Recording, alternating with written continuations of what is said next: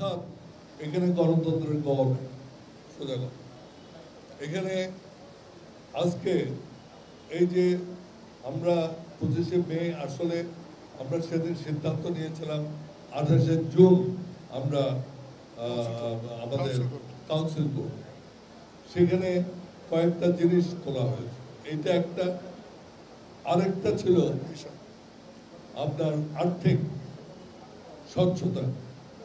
আমরা বললাম যে আর্থিক স্বচ্ছতা আমাদের আনতে হবে, কারণ এতদিন আমরা জানতাম না, আমরা জানতে পারলাম আমাদের যে গত নির্বাচনের সময়, আগেরগুলো আমি জানি না, গত নির্বাচনের সময় ফর্ম বিক্রি করে প্রায় 2.5 কোটি টাকার উপরে আমরা পেয়েছি।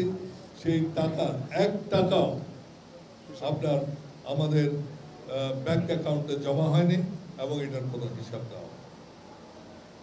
আমাদের নারী যে আসন ছিল 2টা, সেটার জন্য তারা কিছু ডোনেশন অনুদান দিয়েছিলেন, সেই অনুদানেরও কোনো হিসাব আমরা পাইনি এবং এগুলো ব্যাংক অ্যাকাউন্টে দেওয়া হয় এবং চাঁদার টাকারও কোনো হিসাব নিকাশ কোনো কিছু নাই।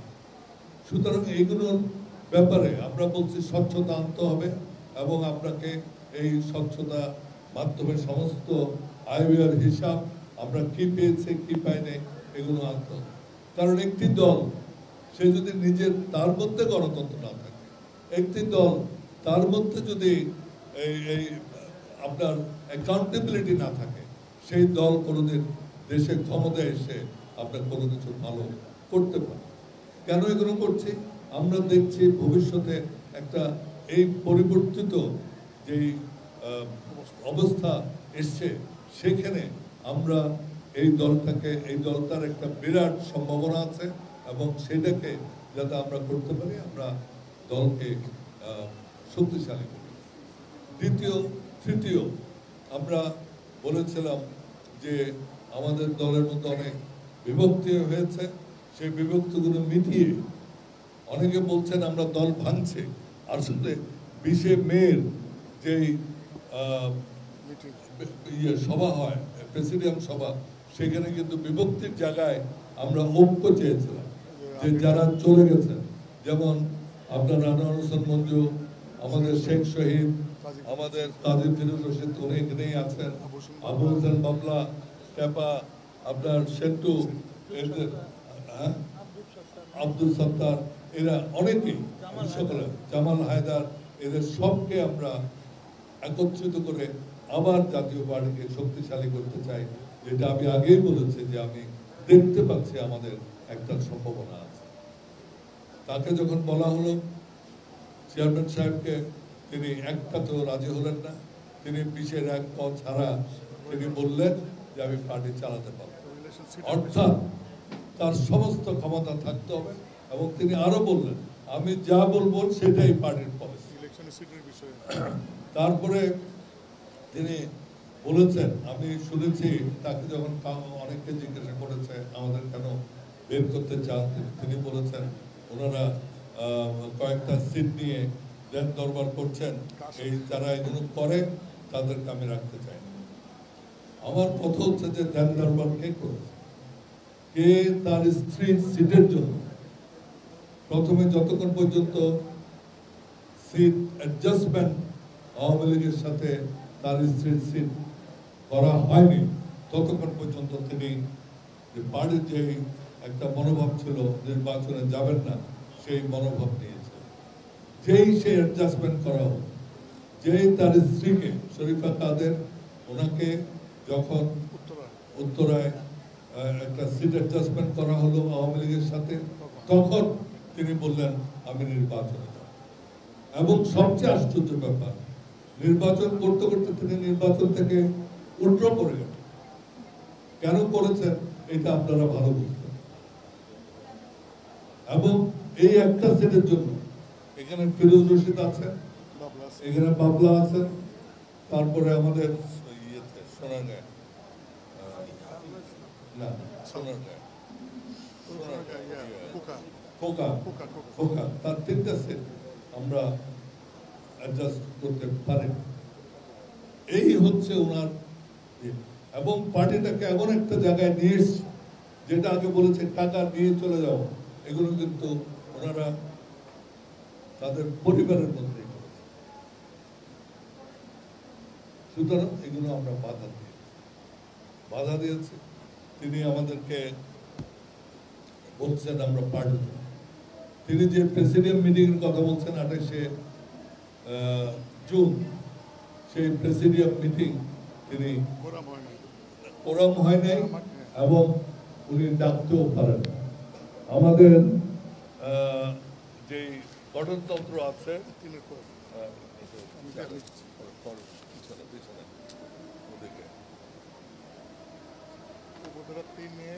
আমি জানি আপনার এখানে উপধারা 20-3 খ, এটাতে আছে মহাসচিব চেয়ারম্যানের সাথে আলোচনার ভিত্তিতে। জিনিসটা হচ্ছে মহাসচিব চেয়ারম্যানের সাথে আলোচনার ভিত্তিতে নির্বাহী কমিটি, প্রেসিডিয়াম এবং কেন্দ্রীয় নির্বাহী কমিটির সভা আহ্বান ও আলোচনার বিষয় নির্ধারণ করবে। তাহলে কে ডাকবেন? ডাকবেন মহাসচিব। আলোচ্য সূচি কে ঠিক করবেন? করবেন মহাসচিব। এবং 28শে জুন তাদের যে দেওয়া চিঠি, সেই তখনও আমরা তাদের মতো, তাদের যদি আর্গুমেন্টটা ধরি, তখনও কিন্তু আমরা প্রেসিডিয়ামের সদস্য, আমরা co chairman, senior co chairman এবং উনি মহাসচিব। আমাদেরকে কাউকে ডাকেননি এবং তিনি মিটিং ডাকার এখতিয়ার তার নেই, কারণ মিটিং ডাকার এখতিয়ার হচ্ছে একমাত্র মহাসচিব, এবং মহাসচিবের দায়িত্ব হচ্ছে তার সাথে আলোচনা। কোরামও হয়নি, এবং সেই কোরাম হয়নি কোথায়? ওদিন 5 জন ঢুকিয়ে 5 জন সদস্য, 7 জন সদস্য তারা বাইর করলো, 5 জন ঢুকালো, সেই 5 জনকে নিয়েও তারা কোরাম করতে পারে। সুতরাং সেই প্রেসিডিয়াম মিটিং এর দোহাই দিয়ে যে সিদ্ধান্তের কথা বলছেন, এই সিদ্ধান্ত সম্পূর্ণরূপে বেআইন এবং অবৈধ। সুতরাং আমি মনে করি আমরা এখনো পার্টিতে সপদে বহাল আছি, এবং মহাসচিব আমাদের মুজিবুর রহমান শূন্য, এবং আপনারা দেখেছেন পার্টি ভাঙার অভিযোগ আমাদের বিরুদ্ধে আছে, আর আমাদের চিঠিতে কি দিয়েছে? চিঠিতে দিয়েছে যে আমরা এগেইনস্টে পার্টির বিরুদ্ধে আমরা কাজ করছি। পার্টির বিরুদ্ধে কি কাজ করছি?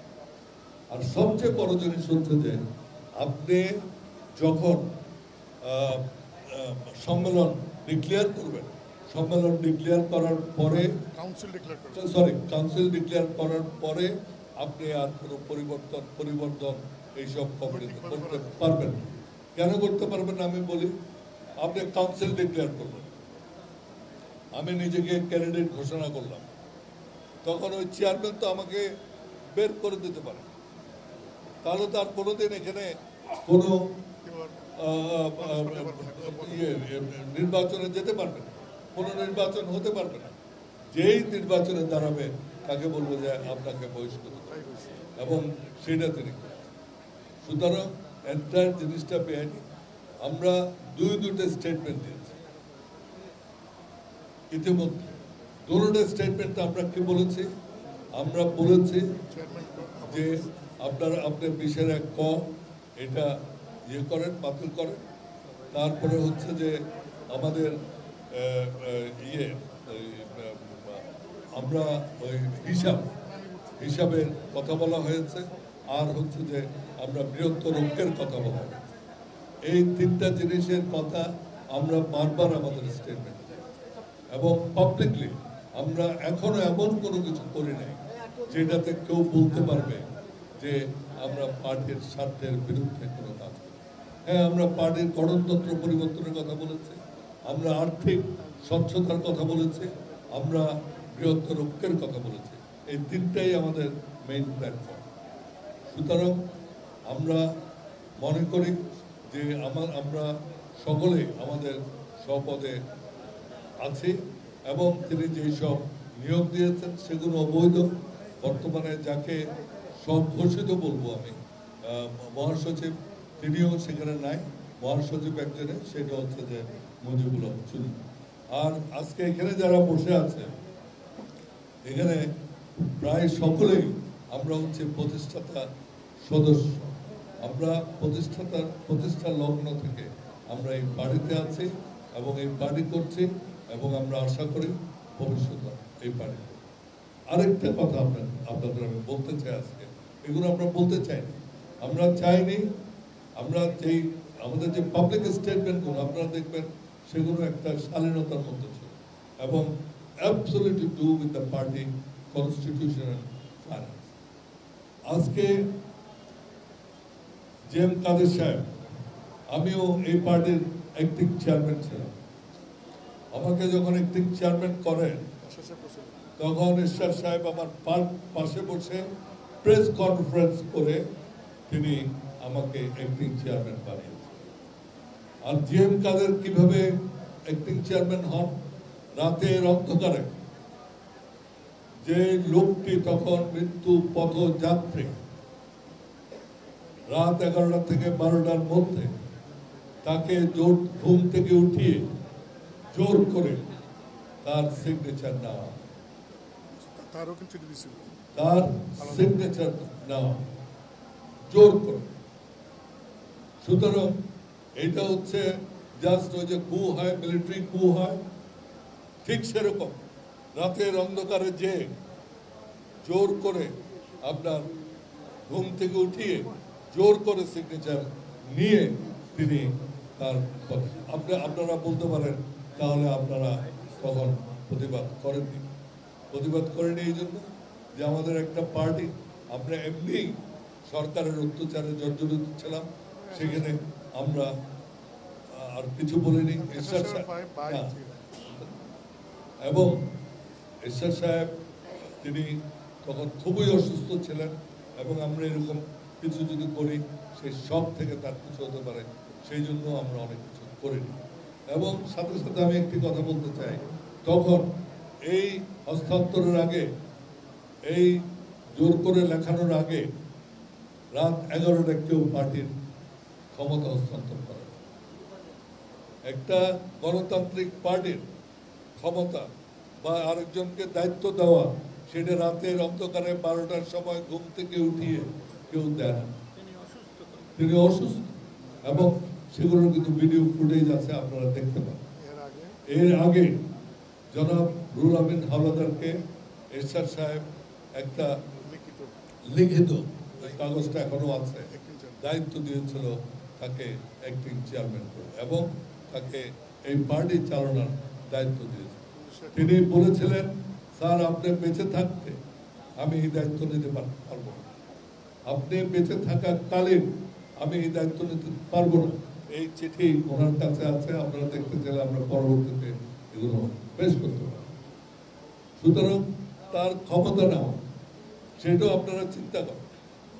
ক্ষমতা, আমি যদি ওনাকে আজকে বলে যে ঠিক আছে আমি চেয়ারম্যান আছে, ওনাকে চেয়ারম্যান করবো, প্রেস কনফারেন্স করে সুন্দর করে সকলের সামনে আমি ক্ষমতা, রাত 12টার সময় যে আমি তো সাইন করবো। সুতরাং ওনার প্রত্যেকটা জিনিসে এই স্বৈরাচারী মনোভাব, অগণতান্ত্রিক মনোভাব এবং বেআইনি কার্য। আর আমি তার যোগ্যতা নিয়ে একটা খালি কথা বলবো, সেগুলো তার ব্যক্তিগত ব্যাপার, সেই জন্য আমি এখানে উঠাচ্ছি। সেটা তার পারিবারিক ব্যাপার, ব্যক্তিগত ব্যাপার, সেটা তিনি বুঝবেন, তার পরিবার বুঝবে। আমি ওই ব্যাপারে কিছু বলতে চাই। তবে যিনি আমাদের দলকে নেতৃত্ব দেবেন, তার সেই সব ব্যক্তিগত যে সমস্যাগুলো আছে সেগুলো অ্যাকসেপ্ট করবে। সেই জন্য আমরা এখনো বলবো, চলেন আমরা ঐক্যবদ্ধভাবে পার্টি করি, সম্মেলন করি, সম্মেলনে ডিসাইড হোক কে থাকবে না থাকবে।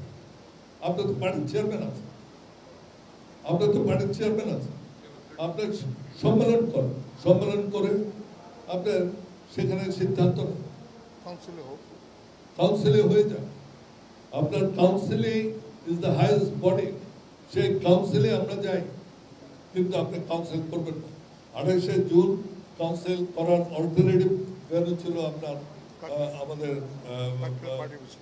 কাকরাইল পার্টি অফিস সামনে, সেটাতে আপনার সমাবেশ ডাকলেন যাতে আপনার সম্মেলন কাউন্সিল যাতে করতে না। সুতরাং এখনো সময় আছে, আমরা পার্টিকে ঐক্যবদ্ধ রাখতে চাই, পার্টি ঐক্যবদ্ধ থাকুক এবং অনতিবিলম্বে আপনি কাউন্সিল করুন। যেসব ইস্যু আমরা তুলেছি সেগুলো কাউন্সিলে পেশ করা হোক এবং কাউন্সিলের সিদ্ধান্তের মাধ্যমে এগুলোর সমাধান। আপনাদের সকলকে ধন্যবাদ। এখানে রুহুল আমিন হাওলাদার আছেন, উনি হয়তো কিছু বলবেন, তাকে বলার জন্য অনুরোধ করছি।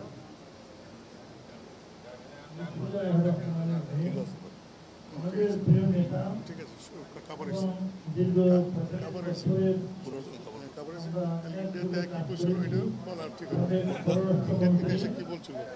সাবেক পররাষ্ট্রমন্ত্রী এবং আমাদের আমার বন্ধুবর মজিবুল আমাদের আমাদের নাজমা এবং জাদুল ইসলাম সহ এখানে যারা প্রেসিডিয়াম সদস্য উপস্থিত আছেন, আমি কৃতজ্ঞতা জানাই সাংবাদিক ভাই ও বোনদেরকে, প্রিন্টিং মিডিয়া এবং ইলেকট্রনিক মিডিয়ার সকল উপস্থিত ভাইদেরকে, যে এই বৃষ্টি ঝরা দিনে আপনারা ঝুঁকি নিয়ে এসেছেন। আমাদের দলের পক্ষ থেকে আমি অভিনন্দন জানাই, কৃতজ্ঞতা জানাই। অনেক দিন পর দেখা হলো, সেই জন্য দুই একটি নিবেদন আমি করতে চাই। আপনাদের স্মৃতিপটে ভেসে আসবে এই দীর্ঘ পথ। আমি এই দলের 17 বছর মহাসচিব ছিলাম। আনিস ভাই, আমরা সকলে ওয়ান অফ দি ফাউন্ডার। আমাদের পল্লীবন্ধু হোসেন মোহাম্মদ এই দলকে আমাদেরকে উপহার দিয়ে গেছেন। এই দল 9 বছর যে শাসন করেছেন, এই 9 বছরের শাসন আমল একটি স্বর্ণযুগ ছিল। উন্নয়ন ছিল, এরশাদ সাহেবের শাসন আমল উন্নয়ন ছিল, সেবা ছিল, কল্যাণ ছিল এবং দেশের মানুষের ভাগ্য পরিবর্তনের যা আমরা এরশাদ সাহেবের নেতৃত্বে একযোগে কাজ করেছি আপনারা জানেন। এবং আমাদের একটি কাজের জন্য কোনো মন্ত্রিপরিষদের সদস্য, মেম্বার অফ পার্লামেন্ট কাউকে একদিনের জন্য কারাগারে নেওয়া হয় নাই। আমরা দীর্ঘদিন এই অপোজিশন করি, কিন্তু আজকে যে এই দীর্ঘ পথ আমাদের সরকারের বাইরে 90 সনের ডিসেম্বরে আমরা সরকার থেকে চলে এসেছি, কিন্তু তারপর থেকে আমরা সংগ্রাম করছি। আমাদের দলের উপরে অনেক ষড়যন্ত্র হয়েছে এবং অনেক আঘাত হয়েছে এবং এইভাবে ষড়যন্ত্র করে আমাদেরকে বাদ দেওয়া হয়েছে, আমাদের অনেক সহকর্মীকে দল থেকে বাদ দেওয়া হয়েছে। এটা একটি গোষ্ঠী, একটি শক্তিশালী গোষ্ঠীর ষড়যন্ত্র। তাদের এই ষড়যন্ত্রের ফলশ্রুতিতে আমরা যারা এই দলের শুরুতেই ছিলাম, এইভাবে আমাদেরকে বাদ দেওয়া হয়েছে। আনোয়ার হোসেন মঞ্জুকে ষড়যন্ত্র করে, শেখ শহীদকে ষড়যন্ত্র করে বাদ দেওয়া হয়েছে, জামাল হায়দারকে বাদ দেওয়া হয়েছে এবং সাত্তার ভাই অত্যন্ত বিনয়ী মানুষ, জামালপুরের কৃতি সন্তান। সে পাকিস্তানে বলেও সে এমপি ছিল, তার নামটা পর্যন্ত দলে রাখা হয় নাই। এবং এই নির্মম নিষ্ঠুর আঘাত জিএম কাদের এরশাদের ভাই হিসাবে কীভাবে করলেন, আমি যখন ভাবি আমার ঘুম ভেঙে যায়। আমি দেখি যে এই নিষ্ঠুর মানুষটির হাতে দলটা পড়ল, আমাদের কোথাও নিশ্চয়ই কোনো অপরাধ আছে। মানুষ দলে লোক নিয়ে আসে, মানুষ ক্ষমতায় যাওয়ার জন্য দলকে ঐক্যবদ্ধ করে, সুসংগঠিত করে, তৃণমূল পর্যায়ে দলকে নিয়ে যায় মানুষের সমর্থন আনার জন্য। এইটাই গণতান্ত্রিক রীতিনীতি। আর সে একা ঘরে রইল। এই গত 8 বছরে সে 10,000 লোকের একটি জনসভা কোথাও করছে, সাংবাদিক ভাইদেরকে আমি অনুরোধ করব আপনারা স্মরণ করে দেখেন। তাকে বারবার বলেছি দলকে শক্তিশালী করেন, ঐক্যবদ্ধ করেন, যারা চলে গেছে তাদের নিয়ে আসেন। প্রতি 5 বছর পরে, আমি তো অনেক দিন ধরেই দেখতেছি ক্ষমতার বাইরে, 5 বছর পরে যখন নির্বাচন আসে নানা রকম একটা পরিস্থিতি সৃষ্টি হয়। সেই পরিস্থিতির সময় দল যদি শক্তিশালী করা যায়, মানুষের আস্থা পাওয়া যেত বা যাবে, কিন্তু উনি এদিকে কখনো খেয়াল রাখেন নাই। উনি ঢাকার কোনো একটি গলিতে বসে পত্রিকায় অথবা নিজের মতো রংপুরে গিয়ে এক একটা বক্তৃতা দিয়ে দেশের মানুষকে আহত করেছেন, ব্যথিত করেছেন এবং দলকে ক্ষতিগ্রস্ত করেছেন। অনাকাঙ্ক্ষিত এই বক্তব্যগুলো আমরা যারা ত্যাগী মানুষ আমরা আশা করিনি। তাকে ভাই হিসেবে, তাকে পার্টির চেয়ারম্যান হিসেবে অনেক শ্রদ্ধা করে আসছে, কিন্তু আমার হৃদয়ে অনেক বড় ব্যথা। কারণ এই দলের লক্ষ লক্ষ নেতা কর্মীদেরকে নিয়ে এই 64টা জেলায় আমি বারবার গিয়েছি দলকে সংগঠিত করার জন্য। তিনি কি 10টি জেলায় কখনো গিয়েছেন? আমি 4 বছর পূর্বে তাকে পটুখালি নিয়ে গিয়েছিলাম, তখন হাজার হাজার লোক ছুটে আসছে, ভক্ত মানুষগুলো। আমার মনে একটা আশা এসেছে, যে বিশ্বাস এসেছে, আস্থা এসেছে যে দল আগামী দিনে ক্ষমতায় যাবে। কিন্তু তিনি সেটা আমি বললাম, আমরা সকলেই বললাম প্রত্যেক জেলায় প্রত্যেক বিভাগে বড় বড় সমাবেশ করি আসেন। আমি বরিশালে বললাম যে আমি অর্গানাইজ করতে চাই, তার ইচ্ছারায় তার লোক দ্বারা আমি এত নেকেট কথা বলতে চাই না, তারা মিটিংটাকে ভেঙে দিল। আমি আশাহত হলাম, যেখানে আমি 45 বছর বরিশাল জেলা হেডকোয়ার্টারে আমি রাজনীতি করে আসছি, সেখানে আমাদের দলকে টুকরো টুকরো করে দিয়েছেন সে। তো এই যে তার অরাজনৈতিক আচরণ দলকে স্তব্ধ করে দিয়েছে বারবার। সেই জন্য আজকে আমরা এখানে একত্রিত হয়েছি। কেন? তার চিঠি পেয়েছি। কাদের ভাই, আপনার চিঠি আমার হাতে এসেছে, আপনার যে লাভ লেটার সেটা আমরা পেয়েছি, কিন্তু আমরা আপনাকে বহিষ্কার করি নাই, আমরা আপনাকে ফেলে যেতে চাই না। আমরা দলকে শক্তিশালী করব, আবার বৃহত্তর ঐক্য করে আপনাকে আমরা আবারও বলবো আসেন, আপনাকে আমরা সম্মান দেব। কিন্তু দল ভাঙবে, দল ছোট হবে, এই রাজনীতি আমরা করব না। এবং আনিস ভাই আমাদের দলের একটি অহংকার, তিনি এই দায়িত্ব নিয়েছেন যে আসো সবাই একত্রিত হই। এবং কাদের সাহেব কেন এই কাজটি করলেন, তার কি হয়েছিল, তার কি অসুস্থতা আসছে নাকি, এটা পরীক্ষা করার প্রয়োজন আছে। কারণ একটা মানুষকে আপন করা, ভালোবাসা, কাছে নেওয়া, তার সহযোগিতা নেওয়া, তাকে সহযোগিতা, এইটা কত কঠিন কাজ। আর সেখানে ইজি গোয়িং আপনি চিঠি দিলেন আমাদেরকে, আমরা চিঠি পেয়েছি, কিন্তু এটা কোনো সুস্থ রাজনীতিবিদ এই ধরনের কাজ করতে পারে না। আমাদের ঘামে, আমাদের পরিশ্রমে, আমাদের টাকায়, আমাদের সারা দেশে মানুষের কাছে যাওয়ায়, আমাদের আবেদনে মানুষ সাড়া দিয়েছে। আর আপনি আজকে আমাদেরকে দল থেকে অব্যাহতি দিলেন, সারা দেশের মানুষ আর জবাব প্রাথমিক সদস্য পর্যন্ত আপনি রাখেন নাই। আপনি কোন সন থেকে রাজনীতি করেছেন আমার জিজ্ঞাসা, এটা কি রাজনৈতিক আচরণ? আপনি যদি একজন সেনাবাহিনীর সদস্য হইতেন, তাও আমি মনে করি যে ঈশ্বর সাহেব সেনাপ্রধান ছিলেন, তিনিও এই কাজটি করতেন না। তিনি আমাকে মহাসচিব কিছুদিনের বাদ দিয়েছিলেন, তারপর প্রেসিডেন্টের সদস্য রাখছেন, স্পেশাল অ্যাসিস্ট্যান্ট রাখছেন, আবার মহাসচিব করছেন, আবার আমাকে বলেছেন অনেকের সামনে যে তুমি এই দায়িত্ব নাও চেয়ারম্যান। যে কথা আনিস ভাই বললেন, আমি সেই কথাই বলেছিলাম যে স্যার আপনি থাকতে এই দলের চেয়ারম্যান হওয়া, ভারপ্রাপ্ত চেয়ারম্যান হওয়া, এই দৃষ্টতা আমি রাখি না। আমি আপনাকে ভালোবাসি, আপনার নামটি যথেষ্ট স্যার, আপনি ঘরে থাকেন, দল আমরা অর্গানাইজ করব। তো যাই হোক, আমার আরও কয়েকজন কলিগ আছে, বিশেষ করে ফিরোজ ভাই, তিনিও ব্যথিত হৃদয়ে দুই একটি কথা বলবেন। আমি তাকে ফোন দিয়েছি এখানে আপনাদের জানানোর জন্য, যেহেতু আপনাদের কলমে, আপনাদের লেখায়, আপনার ছবি আঁকায় আমাদের সহকর্মীরা গ্রামে শহরে জানতে পারবে যে আমরা কেমন আছি এবং কেন আমাদেরকে এই টেলিভিশনে সামনে দাঁড়াতে হলো। জিএম কাদের সাহেব নাই, আমরা সকলকে নিয়ে আমরা এখানে বসেছি, মানুষের জানানো দরকার। সেজন্য দু একটি কথা বললাম। আপনাদের সাথে ইনশাল্লাহ যতদিন বেঁচে আসি বারবার দেখা হবে।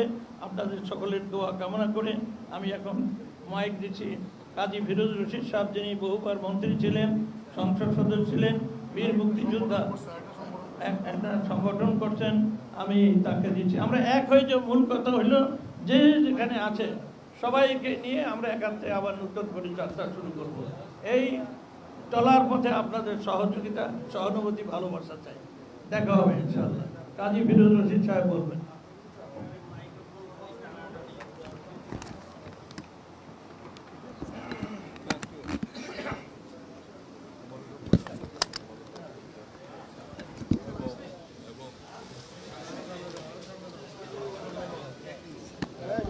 আর বেশিক্ষণ না, উনি ওনার পরে আপনারা প্রশ্ন, আমার লাগবে ওনার পরে আপনার প্রশ্ন করবেন।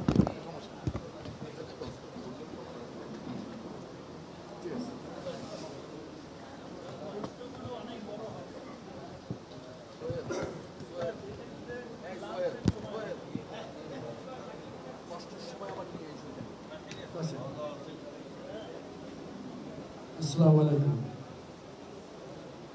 প্রিয় নেতৃবৃন্দ, সাংবাদিক বন্ধুরা, আসসালামু আলাইকুম। আপনারা জানেন জাতীয় পার্টি ছোট হতে হতে আজ ধ্বংসের দ্বার প্রান্তে পৌঁছে গেছে, একদম ধ্বংসের কিনারায়। সেইখান থেকে জাতীয় পার্টিকে কিভাবে উদ্ধার করা যায়, কিভাবে একটি ঐক্যবদ্ধ জাতীয় পার্টি করে আবার আমরা দাঁড়াতে পারি, রাজনীতিতে আবার আমাদের একটি অবস্থান ফিরে পেতে পারি, সেই জন্য কিন্তু আজকে এই সম্মেলন আহ্বান করেছে, প্রেস কনফারেন্স। আমি আরেকটি জাতীয় পার্টির এখানে এক্সিকিউটিভ চেয়ারম্যান, অর্থাৎ নির্বাহী চেয়ারম্যান, কিন্তু আমাদের চিঠি দিয়েছে। আমার সাথে আমার কো চেয়ারম্যান সেন্টু সাহেব আছেন, বাবলা সাহেব আছেন, টেপা সাহেব আছেন, সবাই আছেন। তারপরে আমরা মনে করি যে একটি ঐক্যবদ্ধ জাতীয় পার্টি জাতির এই ক্রান্তিকালে আবার আমরা জাতিকে কিছু দিতে পারবো যদি আমরা ঐক্যবদ্ধ হই। এতক্ষণ আপনারা শুনলেন আমাদের নেতারা কি বললেন। 1986 সালে আমরা এরশাদের মন্ত্রিসভায় যোগদান করেছিলাম। আমি গোপালগঞ্জ থেকে 2 বার এমপি নির্বাচিত হয়েছি, নির্বাচিত হয়েই মন্ত্রী হয়েছি। আমি এবং চন্দ্র সাহেব একদিনে পদ দিয়েছি, হারুন সাহেব আগে দিয়েছে, আনিস ভাই আমাদের সিনিয়র, উনি দলের সিনিয়র কো চেয়ারম্যান। এই কি দেখতেছি, ছটছট করে সবাইকে বাইর করে দিয়ে উনি একা থাকবেন। একা একটা কোম্পানি করা যায়, ঘর সংসার করা যায়, বর্ষতে রাজনীতি করা যায় না। সবচেয়ে দুর্ভাগ্যজনক, উনি আমাদের দলের চেয়ারম্যান, ভারত থেকে ফিরে এসে বললেন, আপনারা জিজ্ঞেস করেন সাংবাদিকরা যে ওখানে কী কথা হয়েছে, তাই আমি ওদের অনুমতি ছাড়া একটি কথা বলতে পারবো না। আরে দলকে বিদেশে বন্ধক রেখে কি দল করা যায়? এই দেশের মানুষের মানে সেদিনে তো দল অর্ধেক চলে গেছে। আমরা থেকে বললাম যে আপনি এই কথাটা কেন বলতে গেলেন? আপনি বলবেন যে আমি পরে আপনাদের সাথে বলবো, একটা প্রেস কনফারেন্স করে বুঝে শুনে করবেন। ফটকে একটা কথা কয়ে ফেলাম। আপনাদের মনে আছে তখন ঐক্যবদ্ধ জাতীয় পার্টি নির্বাচন আসন্ন, দ্বাদশ নির্বাচনকে সামনে রেখে 12ই নভেম্বর আমরা ডিপ্লোমা ইঞ্জিনিয়ারিং ইনস্টিটিউটে বিরাট এই করলাম, বর্ধিত সভা করলাম। 58 জন জেলার প্রেসিডেন্ট সেক্রেটারি বক্তব্য রাখলো, আমি সহ, যে এই আগামী নির্বাচনে আমরা যাব না, যারা যাবে তারা জাতির দুশ্মন, আমরা এই নির্বাচনী খেলায় পা দেব না।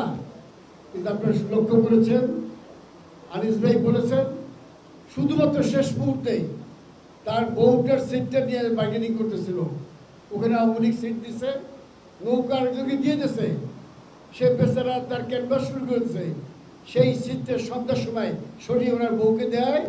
তারপরে উনি রাজি হইল যে আমি ইলেকশন যাব, মাঝখান দিয়ে আমাদের সব বাদ দিয়ে দিল। এসে তার রাজনীতি, এসে তো রাজনীতি করা যায় না। আমরা মনে করি যে আজকে সবাই এসেছে সবার দাবি যে আমরা ঐক্যবদ্ধ গণতান্ত্রিক পন্থা একটি জাতীয় পার্টি করতে চাই, যেটা আমাদের সিনিয়র চেয়ারম্যান বলেছেন। কারণ এত বড় বিপ্লব দেশে হয়ে গেছে, ছাত্ররা নিশ্চয়ই আমরা তাদেরকে আমরা সম্মান করি, আমাদের সন্তানের মতন। একদিন ৭১ সালে যুদ্ধ করে আমরা ফিরে আসছিলাম, তারা একটা বিপ্লব করে চলে আসছে, তারা আমরা সম্মানের চোখে দেখবো, স্নেহের চোখে দেখবো। অথচ তাদের রং বুঝিয়ে তুচ্ছতাচ্ছল্য করে, বক্তৃতা করে, বক্তব্য করে, যা তা বলে এবং টোকাই বলে, আর যা বলছে তা বলা যায় না, এই সমস্ত কথা বলে তারপর কি হলো উস্কে দিয়ে তারা বললো যে জাতীয় পার্টিকে ব্যান করতে হবে।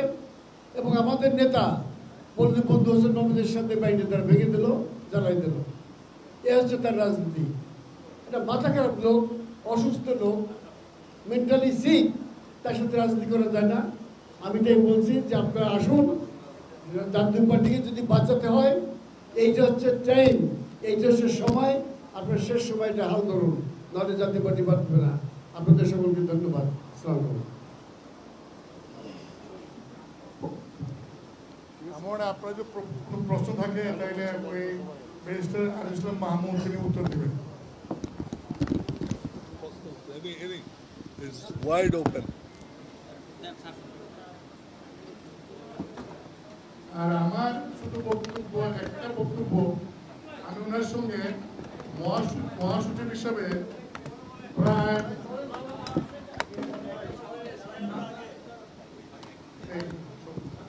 আমি মহাসচিব হিসাবে জনাব জেএম কাদেরের সঙ্গে প্রায় 4.5 বছর কাজ করছি।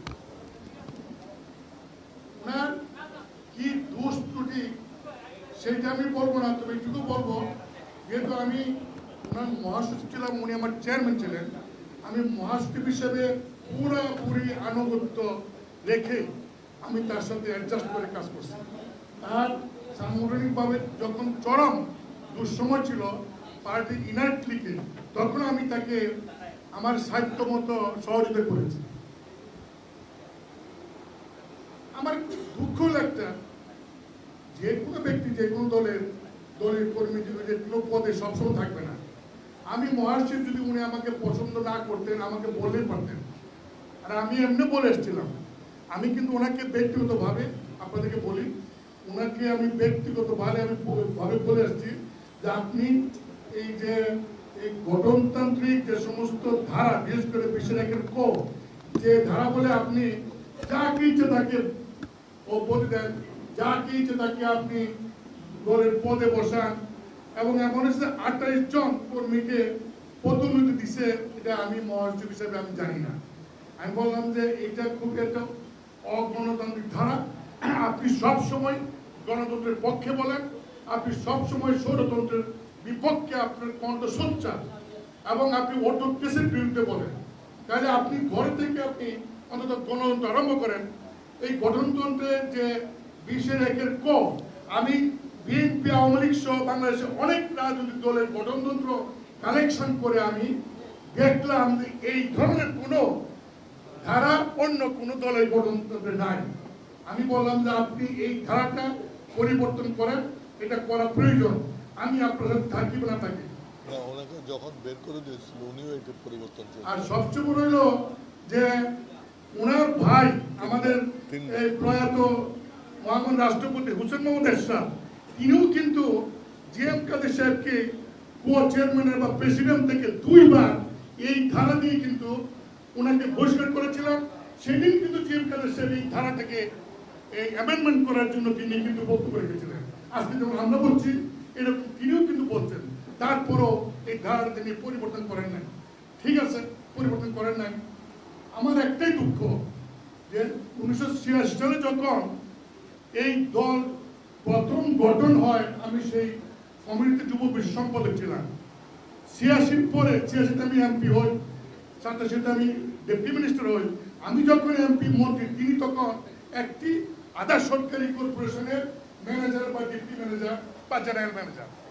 তিনি 86 পরে দল হয়, তার 10 বছর পর 96-তে এসে তিনি জাতীয় পার্টিতে জয়েন করেন। তাকে নেতা হিসেবে মান্য করার রাজনৈতিকভাবে কোনো কোয়ালিটি আমার চেয়ে বেশি নাই, এমন কোনো কেরিয়ার নাই ওনাকে আমি নেতা মানব। একটাই গুণ আছে, অনলি একটাই গুণ, যার জন্য ওনাকে নেতা মানে সেটা হলো আমাদের প্রয়াত রাষ্ট্রপতি জাতীয় পার্টি পরিষদের চেয়ারম্যান হোসেন মোর্শেদের ভাই, তার ভাই, সেই কারণে ওনাকে মানতাম। জনাব জি এম কাদের, আমি এমন কি অপরাধ করলাম আপনি মহাসচিব বাদ দেন, আপত্তি নাই, প্রাথমিক সদস্য পদ থেকে আপনি বাদ দিলেন, এটা কেমন কথা? এটা কি কোনো মানে রাজনৈতিক নেতার আচরণ হতে পারে?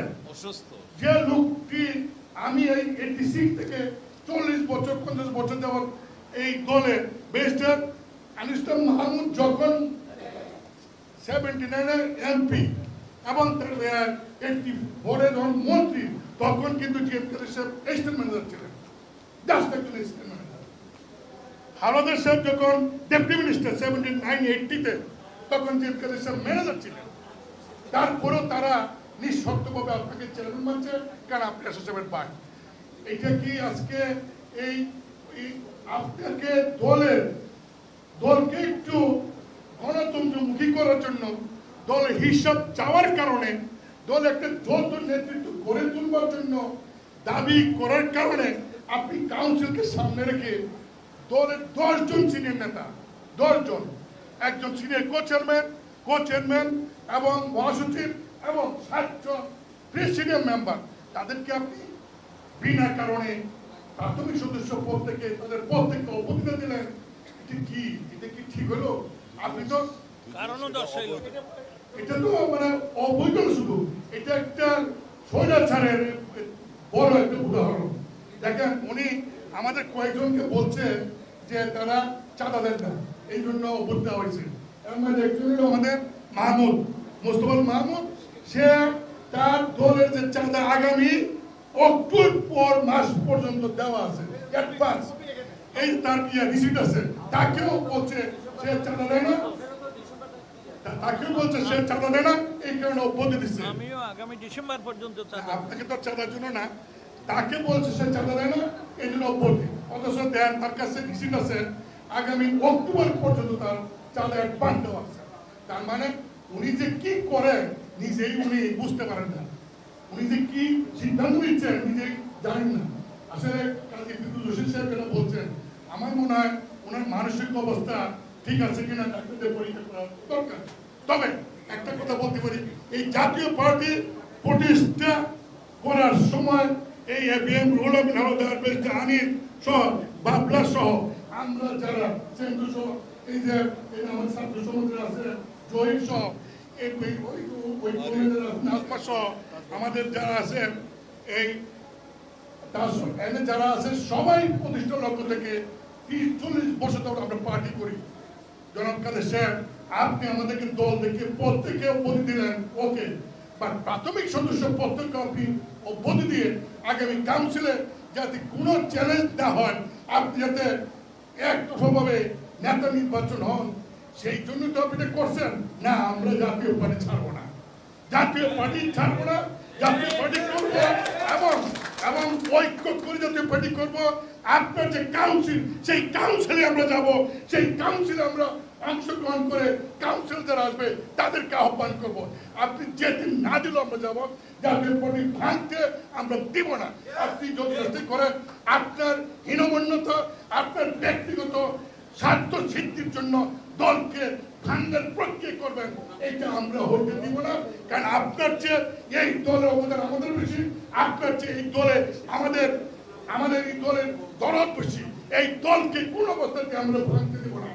আমরা এই দলই থাকবো, এই দলকে সংগঠিত করার জন্য যা যা পদক্ষেপ নেওয়ার সারা বাংলাদেশের কর্মীদেরকে আমরা সেই পদক্ষেপ নেব। আমি এখন আপনাদেরকে অনুরোধ করবো, যদি আপনাদের কারো কোনো প্রশ্ন থাকে, আমাদের সিনিয়র কো-চেয়ারম্যান তিনি এর উত্তর দেবেন।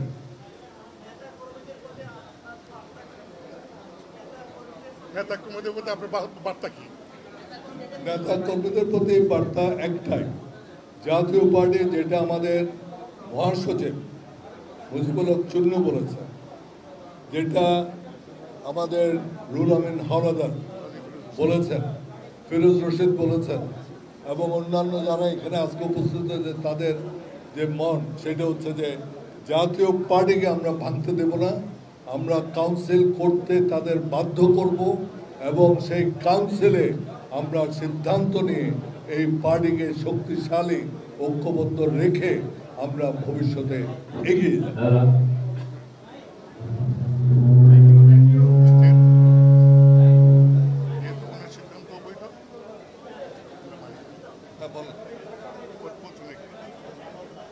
ঠিক আছে, তাহলে আমরা একটু জানো হ্যালো,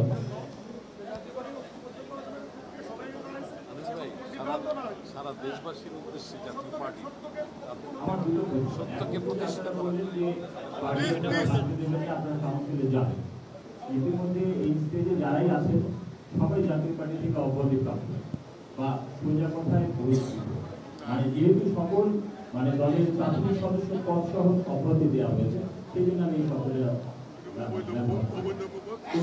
সেই ক্ষেত্রে জাতীয় পার্টি যদি জিএনকাদের নেতৃত্বে যে জাতীয় পার্টি আছে সেই জাতীয় পার্টি যদি কাউন্সিল ঘোষণা মানে কাউন্সিল করে, তাহলে আপনারা কি হিসেবে সেখানে অংশগ্রহণ করবেন, যেহেতু এখন আপনারা জাতীয় পার্টিতে না?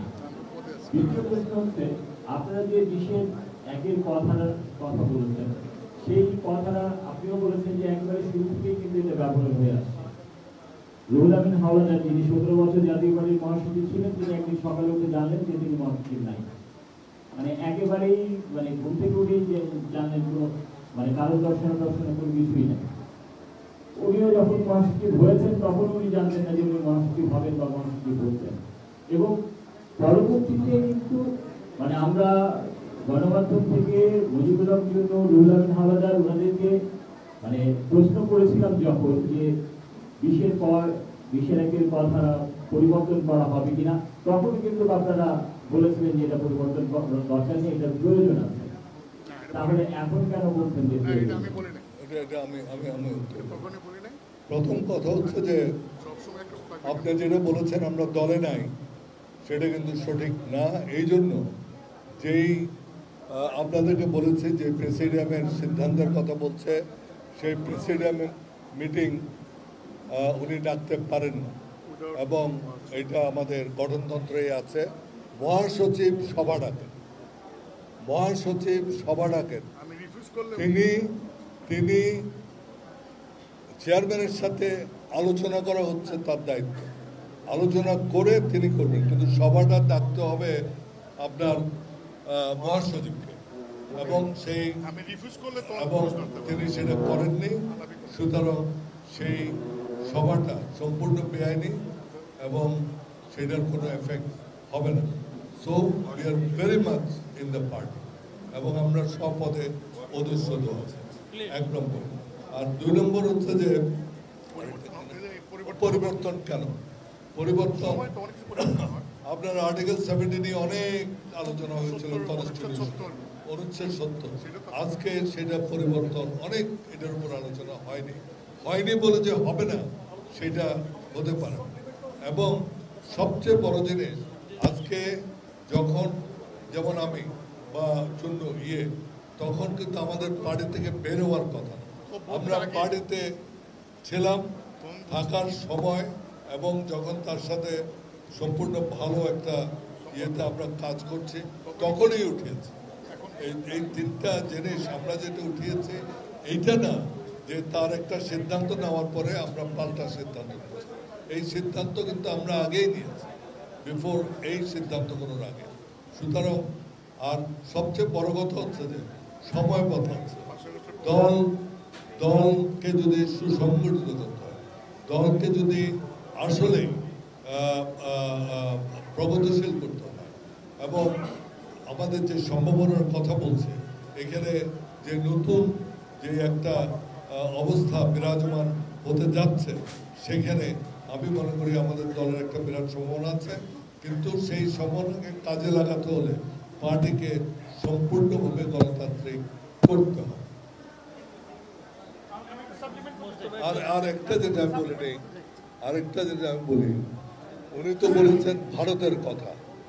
ভারত থেকে আসার পরে তিনি বললেন যে আমাকে ভারতের পারমিশন ছাড়া আমি বলতে পারবো না। I think we made a mistake, আমরা একটা ভুল করেছিলাম। সেদিনেই তাকে বের করে দেওয়ার একটা উদ্যোগ নেওয়া উচিত ছিল, কারণ বাংলাদেশের একটা পার্টি, যে পার্টি 9.5 বছর ক্ষমতায় ছিল, সেই পার্টির একটা চেয়ারম্যান, একজন চেয়ারম্যান, তিনি কি করে বলতে পারেন ভারতের অনুমতি নিয়ে তাকে কথা বলতে হবে? আরেকটা, সেদিন এই কিছুদিন এই পরিবর্তনের পরে তিনি একদিন সকালে বলে দিলেন যে শেখ হাসিনাকে ভারত থেকে এনে বিচার করে ফাঁসি দিতে হবে। আপনি বিচার করে ফাঁসি কি করে দেবেন? ফাঁসির আপনি বিচারের কথা বলবেন, আবার ফাঁসি দিবেন, একসাথে এই কথাগুলো বলা যায়? আপনি বিচারের কথা বলতে পারবেন। সুতরাং এটা তো কোর্টের ব্যাপার। সুতরাং আমরা যেটা দেখেছি, ওনার যেটা যখন দরকার, ওই আপনার হাসিনাকে বিচারের কথাও বলেছে, ফাঁসির কথাও বলেছে, আবার যখন তার নিশ্চয়ই কোনো হিডেন এজেন্ডা আছে, এখন তিনি বলছেন যে আওয়ামী লীগ ছাড়া ইলেকশন হবে না। সেটা আমরাও বিশ্বাস করি, কিন্তু কথা হচ্ছে তো আমরা তো আগের কথাটা বলি নাই যে তাকে স্ববিরোধী এইসব কথা। এইরকম একজন লোক আমাদের পার্টিকে নেতৃত্ব দেবে, এইটা আর হতে পারে না।